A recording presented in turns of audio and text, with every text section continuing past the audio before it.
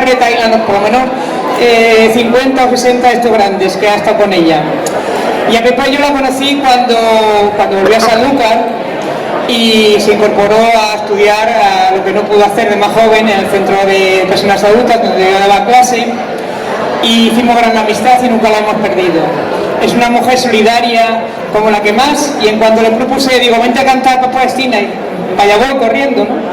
Así que seguro que os va a sorprender porque nos va a mezclar entre flamenco y alguna canción por ahí. Os va a quedar con la boca abierta, seguro. Y de Manuel Afonseca Lin, yo no sé ni qué decir, nada más que se le dice a Manuel, nos hace falta para la memoria que vengas. Manuel allí, que hombre, que la gente también tiene que vivir de su trabajo, pero bueno, se le agradece un montón esa solidaridad. Yo lo llamo manitas de plata. Él ha enseñado a medio Sanlúcar a tocar la guitarra. Él ha lanzado a gente a cantar flamenco. Es una persona maravillosa. Y ahí está. Y vamos a escuchar también los fandangos solidarios con Palestina que Pepa ha preparado. Y venga, adelante vosotros y por Palestina, por Gaza, por Cisjordania, por los niños, por las mujeres y por todo. Venga, Pepa, dale, Lin.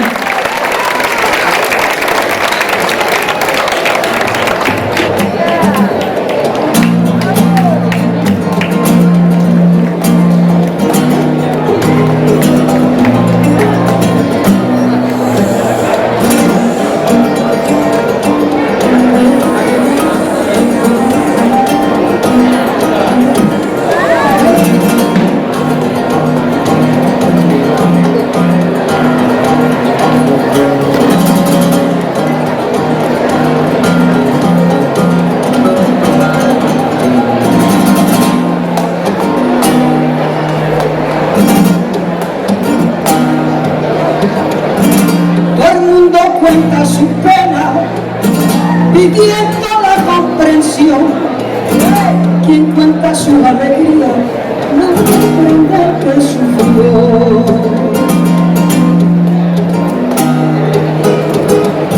Señor del espacio infinito, tú que tienes agua entre las manos,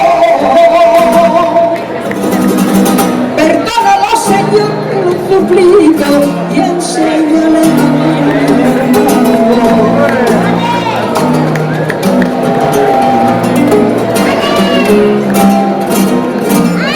enséñale los huellos de la vida,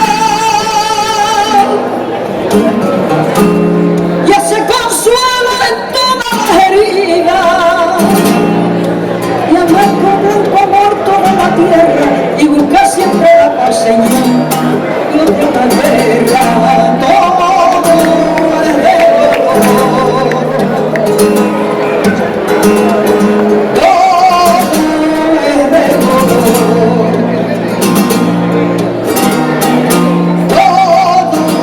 dolor, todo es de dolor, todo es de dolor.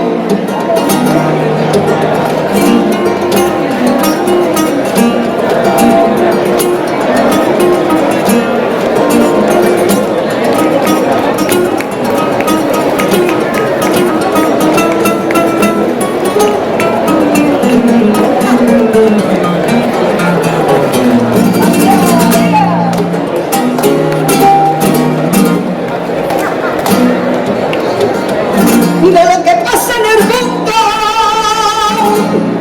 por Dios que no entiendo nada, el cardo siempre gritando y la flor siempre callada, y que se calle el cardo y todo aquel que sea mi enemigo, que sea mi hermano, callamos en esa selva. A ver que lo encontramos, ese es un que está en la tierra y que nosotros apagamos.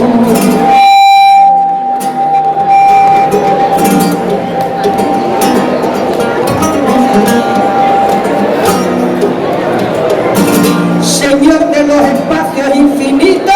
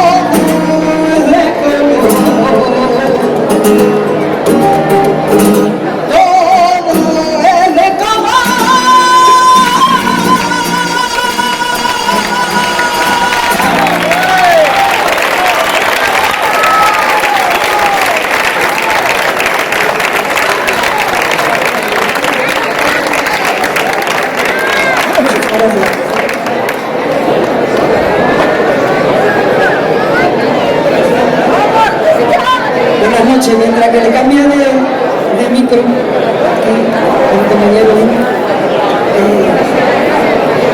voy a deciros que voy a hacer unos fandangos a continuación y la letra me la he escrito aquí, Ifi, el primer fandango que voy a hacer, y entonces yo no me lo sé en 2 días que me la he escrito, ya una no tiene la capacidad que tenía cuando era joven para que se le quede la memoria ahora todas las cosas, ¿no? Pero más o menos intenta hacerlo.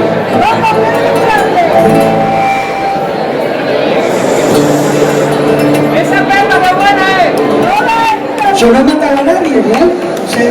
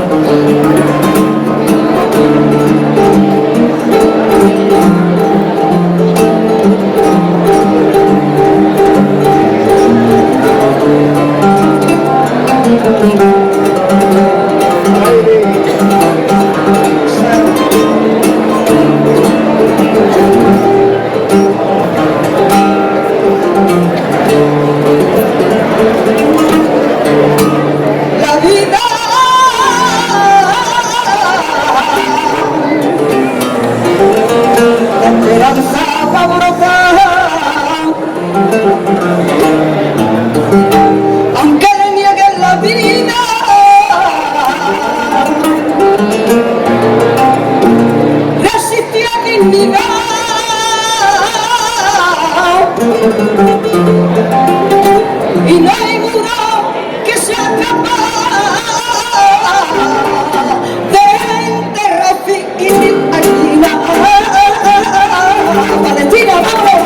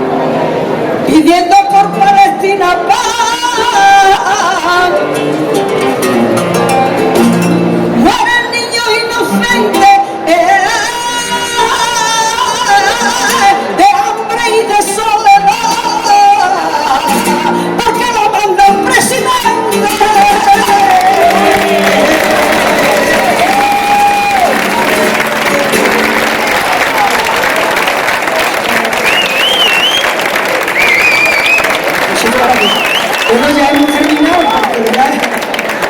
Bueno, si quiero cantar algunos flamencos, pero ya no metida en el tema de Palestina. Tengo tiempo, termino. ¿Termino? Vale.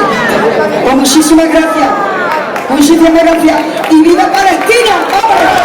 Gracias. Muchísimas gracias. Gracias a todos.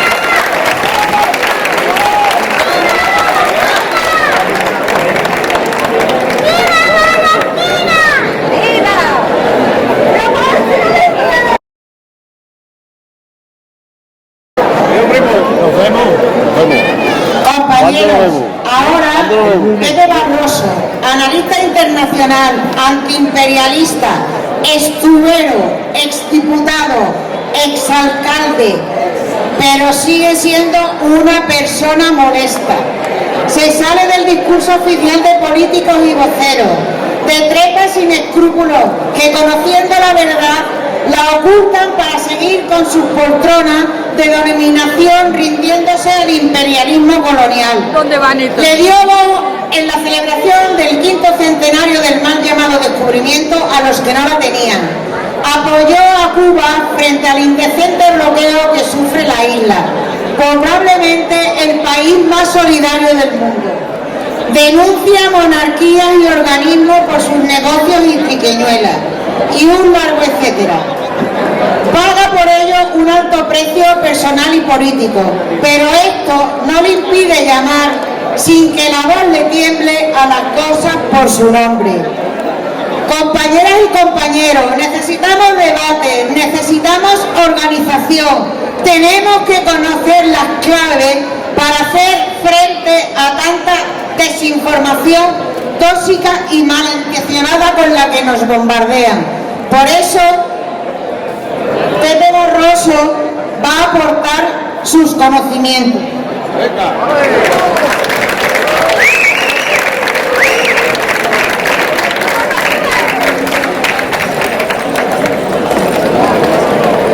Buenas noches a todos y a todas. Me sumo a los agradecimientos y a las felicitaciones que anteriormente expresó mi compañero Oswaldo. Pero me gustaría decir algo para conocimiento en general. Este es un tema que va de asesinos, de victimarios y de víctimas, de expoliadores y de expoliados, de colonizados y colonos, de fascistas y de gente tranquila, de niños muertos. Dentro de unas horas morirán más de 200 niños por inanición y hambre, y de sociedades opulentas. Aquí no vale la equidistancia, aquí no vale decir que es excesivo lo que está haciendo Israel, pero que tiene derecho a defenderse. Pero la razón principal por la que se cae en esa estulticia es por la falta de conocimiento que esta sociedad tiene. Fidel Castro decía que no es lo mismo una mentira que un reflejo condicionado, porque la mentira afecta al conocimiento. El reflejo condicionado afecta la capacidad de pensar, y este es un tema en el que la capacidad de pensar está totalmente condicionada. Por ejemplo, Israel no es un país que se funda en el año 48, aunque formalmente lo parezca. Israel no es un país que se crea en compensación por el holocausto sufrido durante la Segunda Guerra Mundial. Eso es falso. Israel es el resultado de un diseño perfecto que tiene un componente geopolítico, geoeconómico y también, como no, religioso. La base del sionismo es un solo libro que se llama El Estado Judío, de Theodor Herzl, que era un periodista húngaro.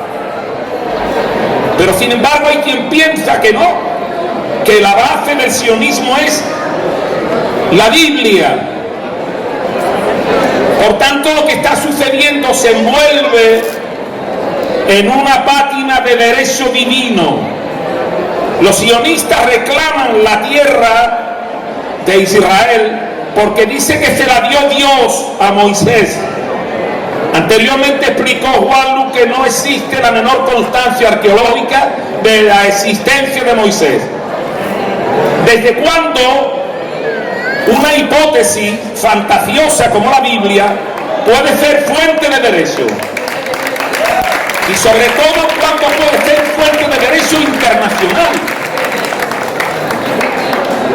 No es verdad. Todo esto empieza a finales del siglo XIX, con el primer congreso sionista. Theodor Herzl, un oscuro y gris periodista de origen húngaro, posiblemente descendiente de los jázaros, nada que ver con los semitas, escribe El Estado judío y dice que los judíos necesitan un Estado para defenderse y ser libres, porque es un Estado perseguido. En aquel entonces, situémonos, finales del siglo XIX, principios del siglo XX, lo que es la tierra llamada de Israel, la tierra de Palestina y todo el Medio Oriente, formaba parte de una colonia o de un espacio colonizado por el Imperio Otomano.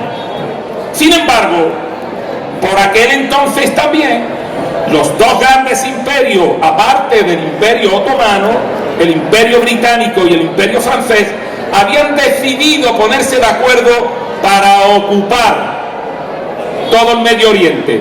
De ahí vienen todos los conflictos de Siria, de Irán, de Irak, etc. Todos los conflictos vienen desde entonces.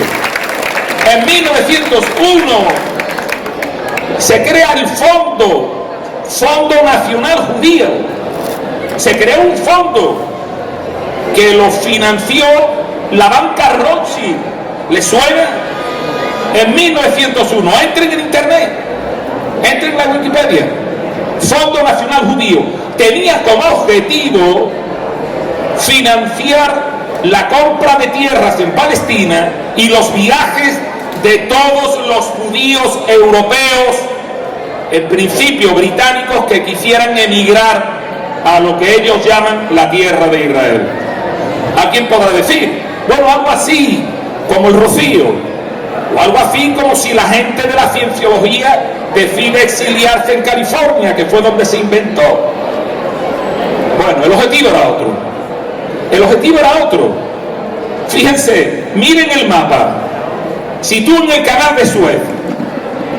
El canal de Suez estaba controlado en ese momento por una sociedad de la que estaba participada por los ingleses y por los franceses.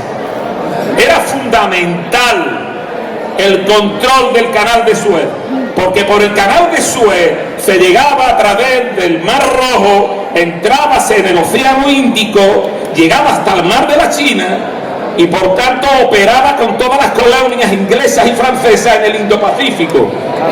India, Afganistán, Pakistán, el sureste asiático, China, etc. Era necesario controlar esa ruta Indo-Pacífica. En el año 1908, ya en el Medio Oriente, cuando todavía era colonia otomana, ya se había constituido la Anglo-Persian, que era una empresa multinacional petrolera de donde sale la British Petroleum, la BP, que les sonará. En el año 1916, dos diplomáticos, Sick por Inglaterra y Picot por Francia, se ponen de acuerdo y se reparten el Medio Oriente. Y a Inglaterra le corresponde la gestión de Palestina, el Líbano, Jordania, etc.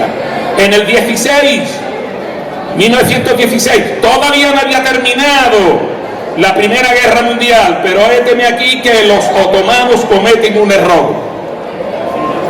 Y en vez de alinearse con la triple entente compuesta por los aliados, Estados Unidos en 1917, Francia, Italia, Inglaterra se alía con las fuerzas o con los países de Centro Europa, que son los que pierden la guerra. Implosiona el Imperio Otomano y automáticamente se reparte en Medio Oriente Francia e Inglaterra. ¿Y a quién le corresponde la parte mediterránea? Pues le corresponde precisamente que la gestiona a los ingleses, que le interesaba, que no tenía, digamos, fachada mediterránea. Sí la tenían los franceses, pero no los ingleses.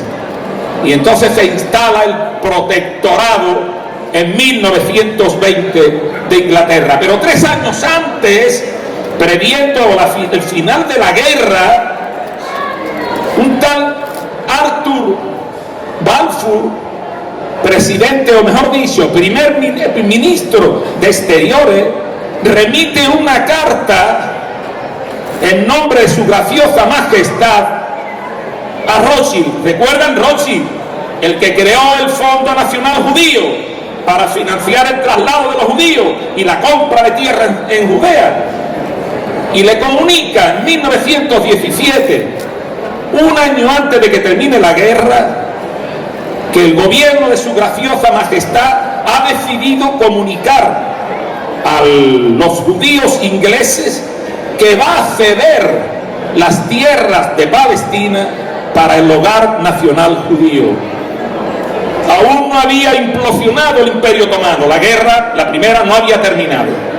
Pero ese es el hilo que conduce a que en el año 1920, cuando se produce el control de esa tierra por parte de los ingleses, Inglaterra, como un protectorado, como fue el protectorado de España en el Rif, se instale allí. ¿Qué pasa? Empiezan a favorecer la emigración de los creyentes hebreos ingleses a Palestina. ¿Y qué se les dice? Que Palestina es una tierra sin pueblo y los judíos son un pueblo sin tierra y que por tanto hay que ocuparla. Y Palestina era una tierra ocupada, era una tierra con una cierta similitud como estructura organizada, cultural, étnica casi, a lo que era la España meridional, mediterránea, parecida a Andalucía, totalmente ocupada. Y empieza, como digo, los traslados, poquito a poco, como una gota, como una gota. En el año 20 le dan ya carta de oficialidad a que sean los ingleses quienes gestionen y administren ese territorio. Pero fíjense ustedes que les digo, estuvieron los ingleses desde el 20 hasta el 48. En 1936 se produce la primera intifada. Los palestinos no pueden soportar tantas vejaciones por parte de los ingleses y se rebelan. La manera de que se acallen los palestinos es garantizarle a los ingleses que le va a dar la posibilidad del referéndum. Le va a decir a los palestinos en el año 36, en el plazo de 10 años habrá un referéndum de autodeterminación para que ustedes decidan si son libres o no y constituyen un país llamado Palestina. Pero ¿qué ocurre? Que en los 20 años transcurridos desde que empezaron en el 16 a llegar desde Inglaterra a Palestina los judíos ingleses y europeos, tan solo habían llegado a ser menos del 30% de la población en el año 36. Y además los judíos tan solo disponían del 6% de la propiedad de la tierra. El 94% restante era propiedad de los árabes cristianos, de algunos árabes judíos y árabes palestinos. Pero los judíos se empiezan a rebelar y a decir que no, nada de referéndum porque esa tierra se le ha dado Dios. Y empiezan los atentados, empiezan los asesinatos con la quiescencia complaciente del imperio francés y del imperio y del imperio inglés.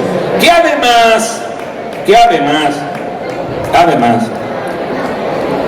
dura esa situación terrible hasta el año 1947.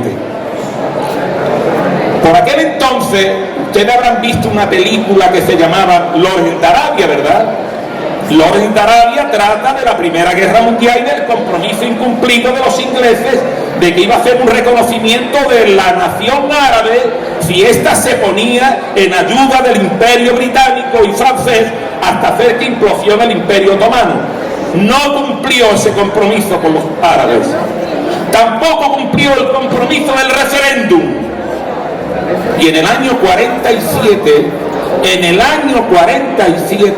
que todavía seguía siendo el pueblo palestino más del 70% de la población de Palestina y tenía la propiedad de más del 94%, en el año 47 se produce una resolución, segunda gran mentira. La ONU no aprobó nunca la creación de dos estados. Falso. La ONU no tenía competencia en ese momento. La ONU lo único que hizo fue una propuesta de dos estados que evidentemente los palestinos no aceptaban. Pero claro, el interés coordinado de diferentes países, potencias, propició de alguna manera que se consumara el dislate y se partió Palestina.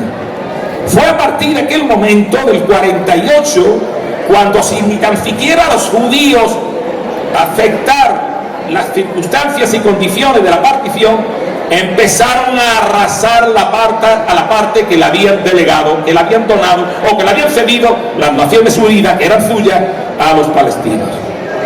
Ahí empiezan los asesinatos. Ahí no empezó la legalidad, porque la legalidad no tiene nada que ver con el derecho en este caso. Ahí no empezó. Ahí empezó el expolio y el asesinato. Ahí empezó.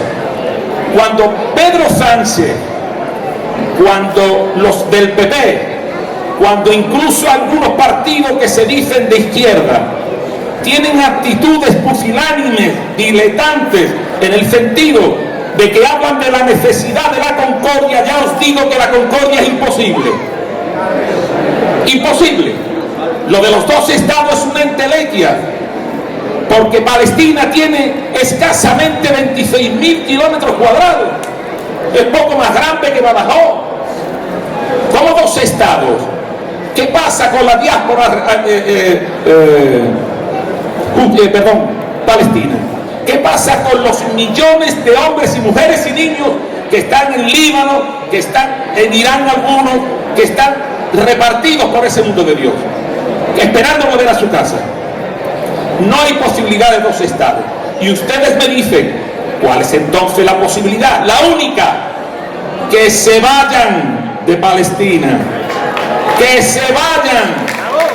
Quien ha creado el problema lo ha creado Europa. Es Europa quien tiene que recuperar a aquellos que envió.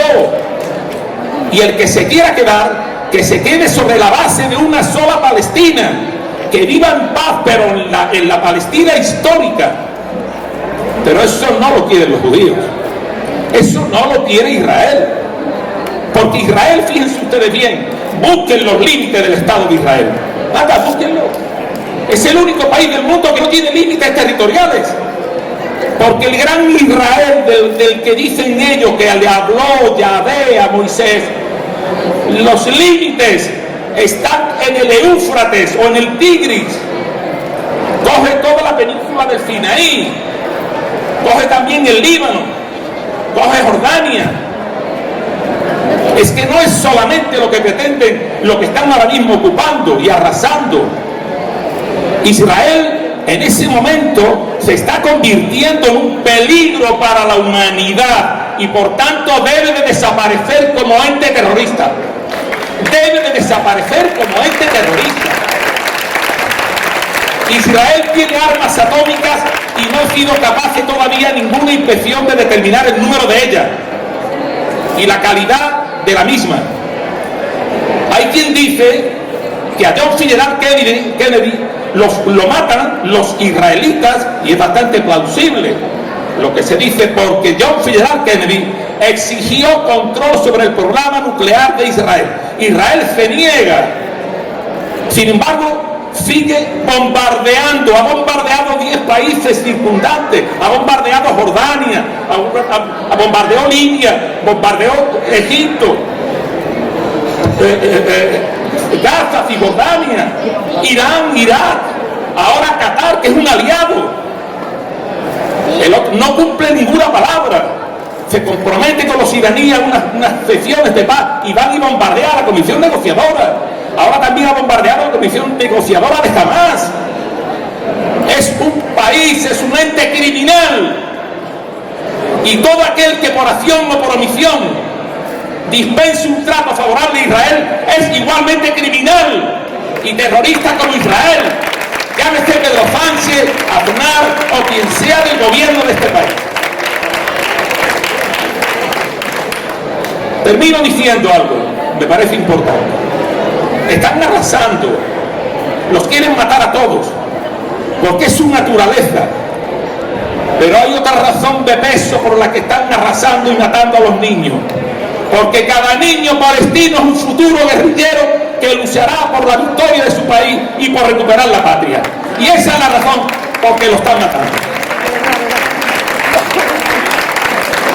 Me avergüenzo, lo tengo que decir, como diputado, alcalde, que fui y en la medida de mi posible contribuí a responder a esa situación, que tengamos aquí tan cerca un genocidio silencioso como es el Sáhara Occidental, que hasta hace poco, hasta el año 75, tenían un carnet de identidad como el nuestro, eran españoles igual que nosotros, era una provincia de este país, y este país es la potencia administradora y hace caso omiso a ese silencioso genocidio al que le someten los marroquíes, a quien por lo visto le besamos las nalgas como pretende Donald Trump que hagan con ellos. Por tanto, viva Palestina, y Israel tiene que desaparecer.